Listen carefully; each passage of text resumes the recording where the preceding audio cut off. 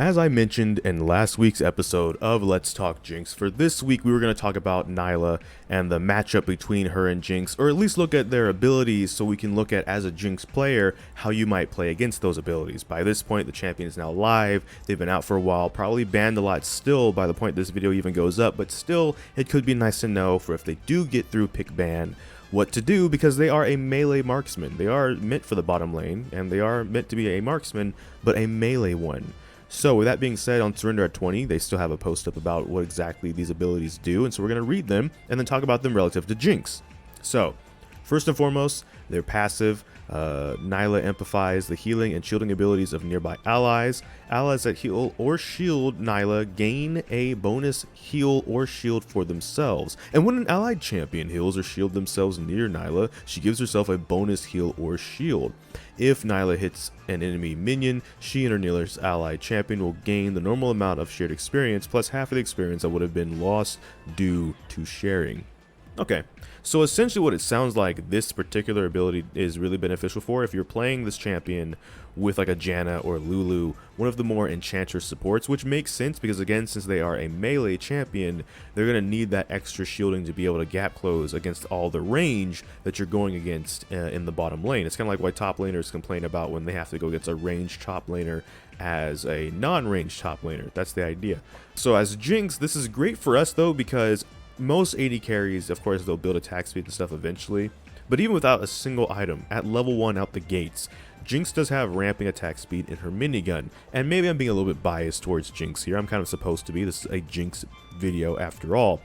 But despite all that, extra healing and shielding from nearby allies and the amplification of it and stuff like that, you'll get a bit more auto attacks off because of the ramping speed in the minigun than maybe the average AD carry that doesn't have that or has to pop an ability to do that, like Kog'Maw and his W will. So maybe that still will be a little bit annoying, but maybe that's your counterplay in the very beginning of the game, right? Is to making sure if you didn't, invade and try to use the flame choppers or something like that with your squad, putting that, first point in the queue so you can have that minigun, so you can have that ramping attack speed, so you can kind of gun them down as they're coming at you. Because usually when it comes to matchups and stuff, one of the things we always talk about is switching between the minigun and the rocket launcher for the long range harass and stuff. This champion is a melee champion. They're going to want to be coming to you, so maybe you get to use a minigun a bit more often and even make use of the attack speed in it, and it's ramping a bit more often. We'll see how that plays out obviously in execution, but on paper that sounds like one of the ways as Jinx you can probably deal with that. The joy unending, if you will. Now for Nyla's Q, it's the Formless Blade, which is an active and a passive. The active is Nyla's Formless Blade strikes in a line, damaging all enemies hit. Hitting an enemy will briefly increase Nyla's attack range and attack speed and empower her basic attacks, causing them to splash in a cone and deal additional damage. So just talking about the active real quick there. Okay, so it's an attack, right? So it's attack. Let's say it's like Zap, it goes in a line. It damages all enemies hitting the line. So unlike Zap being blocked by the first enemy, you want to dodge this regardless if you have minions in the way or not. If it hits an enemy, so you or your support, it will briefly give Nylah increased attack range and attack speed. But if they're at a distance, right, if they're not using this in melee range, that speed might not actually be all that great. The empowered basic attack will obviously fall off after a certain time. But the AoE damage is something to worry about, so stay out of the minion wave at that point. Just dodge it completely and then stay away from your allies for the splash damage and the cone. It looks like most likely Nylah, what is she, a cat girl now? Nylah will be wanting to, or Nylah, will be wanting to use this in melee range though to make the most use out of the attack range, attack speed, and the power basic attacks. One of the things you could possibly do then, if you do get hit by this straight up, to try and negate the rest of the active coming in, is the flame chompers. Snare them, drop them on yourself, so that way if she wants to kind of try and follow up with more attack speed, attack range, etc., but in the melee form and distance, she's going to have to deal with either stepping on those, and possibly by the time she's unsnared, that's all gone, or trying to go around them, which will waste her time because she's melee of those bonuses. Just a food for thought. But there is a passive now, where the attacks and ability damage against enemy or against champions ignore some of their armor and heal Nylah for part of the damage dealt. This effect scales with crit chance and converts any excessive healing into a shield. So the funny thing about this is none of this sounds insanely broken, to be honest. If this was like a top lane like bruiser champion, it's because they're probably going to be in the bottom lane that this sounds like it's probably going to be like the most difficult to deal with necessarily. But at the same time, all it kind of means is that, for one, you're a Jinx player. You're going to be you're good at this game. You're the best. You're not going to be getting hit all that often anyways, so you don't got to worry about some of your armor being ignored or them healing for part of the damage dealt. Now, I've had a beef with Grievous Wounds and how like ineffective it's just felt for a while, but if this does seem like it's a really huge problem, the heal is just really good, you might want to, on one of your first backs, look into building I even forget the name of the item at this point because I just stopped building it because it just feels so useless, but Executioner's Calling. So maybe you start with the longsword start, so that way you only need 450 gold on your first back for it. If it seems like it's a huge problem, that's not really a Jinx even specific tactic. You can do that for anybody if this is a thing, like let's say Jinx is banned, so you're playing like Jhin or something. Grievous Wounds, I guess, would be your go-to. Maybe even if you're playing with an aggressive support, them taking Ignite. I know they kind of removed the effectiveness of Ignite stopping Grievous Wounds, but still, between that and your item, maybe if this ends up being more broken than it seems, right? Those are a couple of options. But again, I think to counter her Q overall, it's really kind of the Flame Chompers too. Will be a good use for you. Now, W, Jubilant Veil. Nylah shrouds herself in a Jubilant Veil and briefly gains bonus movement speed, takes reduced magic damage, and dodges all incoming basic attacks. So that's how she can get around you trying to use your ramping attacks and your minigun to deter her passive, I guess. But touching an ally champion hides them in the veil as well, but they'll be protected for a shorter period. So maybe, I guess, like, think of it like Senna's, if anything, think of it like Senna. How Senna will go in the Shroud, and you can't necessarily target someone in the Shroud.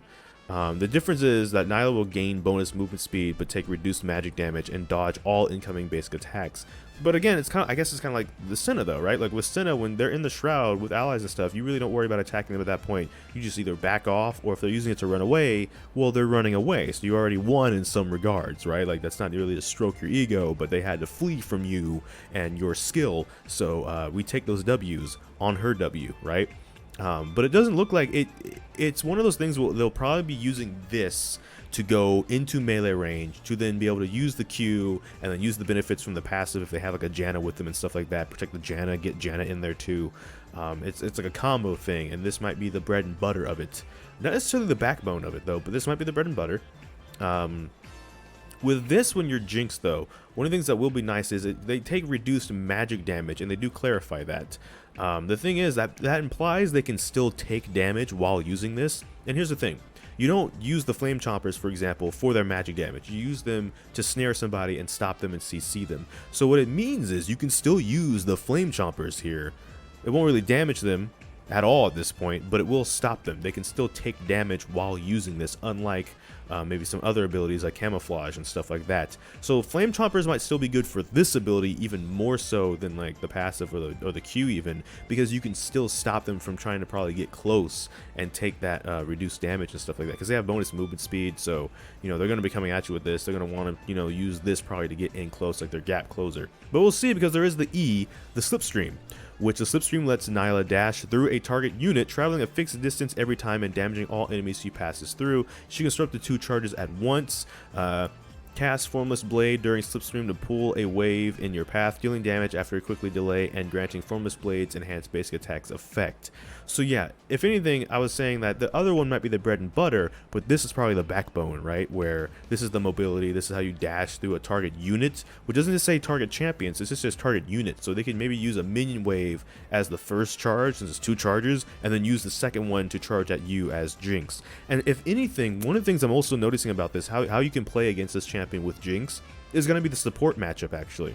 If you have a hard engaged support, I know a lot of people will say, they like playing Jinx best with enchanters also, and I'm not saying enchanters can't be useful for protecting you with shields and maybe peeling for you, but like if Nylah wants to try and run into your face and you have like a Leona or something, like let her, and then let Leona try and CC that up afterwards. Like let them obviously use the Slipstream to go at you, and then you don't even have to use the Flame Chompers or Zap to try and slow them down or whatever. You just let Leona jump on their face and then auto attack them as you kite away and you orb walk.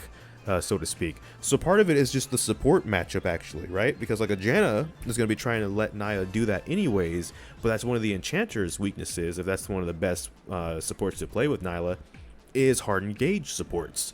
So I'm not saying that hard engage supports are the absolute best supports always with Jinx, but in this particular matchup, what I'm seeing so far, and you can disagree with me, is things like that are probably going to actually be a lot better because you'll counter their support pick, and then also a lot of the mobility that they're trying to do with a hard CC bot like a Leona, or even a Nautilus, maybe even Braum if you get to Q off successfully and you just auto attack, you know. But for purely as Jinx versus Nylah specifically, I guess you want to avoid using the minion wave to protect you for a lot of this champion's abilities. I'm not saying the minion wave won't protect you from everything or anything, but historically that's one of the things we would use against other AD carries is the minion wave. It blocks some things, obviously doesn't block some other things like Caitlyn's Q, the Peacemaker will go through minions, sure, but it looks like more than ever this is not a champion you want to try and use that wall of minions to save yourself from, because they can use that against you very often. So if anything, that's one of the strats too, is just don't use the minion wave as Jinx to protect yourself. If they're going to be in their minion wave, of course, use fish bones and this AoE splash damage to try and chunk Nylah down, because one of the things you're going to want to do overall is chunk them down bit by bit, right? If they're going to use all this movement speed and dashes and stuff to get to you, but they're already half dead by the time they get to you, it's a bit riskier for them to try and go in on some sort of engage, unless you're getting ganked by the enemy jungler as well, or something like that, right? But on an individual level, if you can just kind of chunk them down bit by bit, it makes it all the more riskier for them to actually take action eventually. But of course, there is the R, which might change our minds here. R. I'm not going to be able to pronounce that word. Apotheosis. And I just pronounced it. Alright, first try.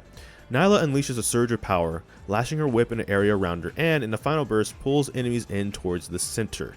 Because remember, despite being a marksman, melee marksman, this is kind of what they want. They want people to come to them one way or the other. So Apotheosis heals Nylah for part of the damage dealt, converting any access healing into a shield. This effect scales with crit chance and is granted to nearby allies. So if I'm understanding this part right, because one of the things I was looking for, like we saw in the trailer when they were revealed, actually speaking of the devil, trailer's right here. In this trailer, oh, okay. It's just actually just going to show us the stuff that we've already gone over. So you can get a visual. If you're like a visual learner, this might help. Skin spotlights coming in through with the actual video here as well. So this is what like the passive looks like. Healing looks like. So like a Soraka, for example, you might see Nylah with that, because that would be very beneficial. Especially if it heals Soraka too. So then, you know. Yeah, so that's the whip. That's the whip that can hit multiple units. It's like a wide arc kind of a shape. Minion waves. You probably don't want to be in there. But of course, it starts with that first hit, the first forward hit that you see, and then the arcs. Jubilant Veil, it looks like. So that's the one that does the CC, but it says it actually only reduces magic damage, but it also dodges basic incoming attacks. So the reason, okay, so what we're seeing here isn't that she's CC immune. Twisted Fate's cards count as an auto attack, so that's why she can do that to Twisted Fate specifically.